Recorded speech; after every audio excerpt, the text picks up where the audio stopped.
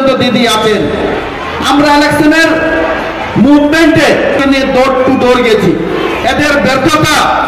উত্তর মালদা তৃণমূল কংগ্রেসের প্রার্থী প্রসূন বন্দ্যোপাধ্যায়ের সমর্থনে বুধবার মালদার মালতীপুর বিধানসভার অন্তর্গত সামসি কলেজ মাঠে নির্বাচনীয় প্রচারে আসেন সর্বভারতীয় তৃণমূল কংগ্রেসের সাধারণ সম্পাদক অভিষেক বন্দ্যোপাধ্যায়।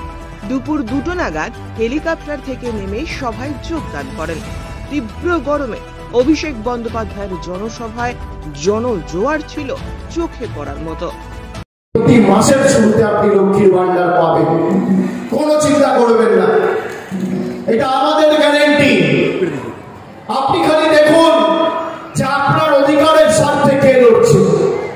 এই মালদা জেলায় দীর্ঘদিন ধরে আপনারা সিপিএম এর সাংসদকে সুযোগ দিয়েছেন, কংগ্রেসের সাংসদকে সুযোগ দিয়েছেন, পরবর্তীকালে সিপিএম থেকে যাওয়া খগেন মুর্মুকেও 5 বছর সুযোগ দিয়েছে। আপনি আমাকে যদি দেখান যে 5 বছরে খগেন মুর্মু একটা বুথে কেন্দ্র থেকে কোনো একজন কেন্দ্রীয় মন্ত্রীকে নিয়ে এসে সাধারণ মানুষের উন্নয়নের স্বার্থে একটা পর্যালোচনা বৈঠক করেছে, আমি রাজনীতি ছেড়ে দেব। আপনি দেখাতে পারবেন না।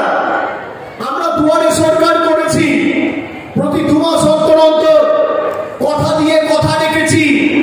আজকে দেখুন যারা 8 দিনের স্বপ্ন দেখিয়ে ভারতবর্ষে ক্ষমতায় এসেছিল, আজকে প্রধানমন্ত্রী কি ভাষায় তার বক্তব্য রাখছে আপনারা শুনেছেন তার কথা। বলছে যারা মাছ খায় তারা দেশ বিরোধী। হিন্দু মুসলমানের মধ্যে ধারাবাহিকভাবে ইচ্ছাকৃতভাবে ঘৃণা, বিদ্বেষ, বৈষম্য তৈরি করা। আর আমরা বিশ্বাস করি বৈচিত্র্যের মধ্যে একতার মূল মন্ত্রে। নানা ভাষা, নানা মত, নানা পরিধান, বিবিধের মাঝে দেখো মিলন মহান। আমরা গণতন্ত্রে মানুষের ক্ষমতায় বিশ্বাস করি। আমি নবজোয়ানে যখন প্রায় 2 মাস 60 দিন রাস্তায় ছিলাম, আমাকে কত মা, দিদি, বৌদি রাস্তায় শঙ্খধ্বনি, উলুধ্বনি, আশীর্বাদ, দোয়া দেওয়ার সময় আমাকে বলেছিল, বাবা 500 টাকায় লক্ষ্মীর ভান্ডারে আর সংসার চলছে না।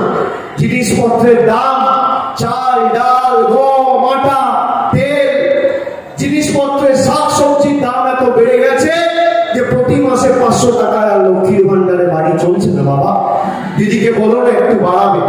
আমি বলেছিলাম, মা আপনি আপনার অধিকারটাকে সামনে রেখে লড়াই করুন।